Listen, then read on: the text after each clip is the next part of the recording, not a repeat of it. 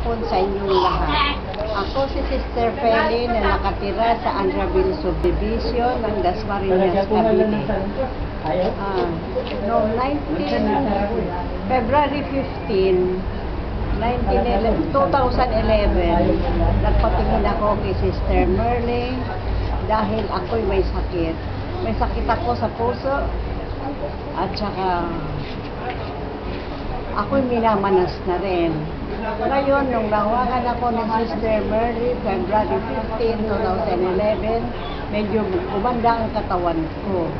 Kaya lang sa edad ko ngayon, na 67 years old, may kasama ng arthritis, kaya minsan maano katawan ko. Pero yung puso ko medyo kumaling na.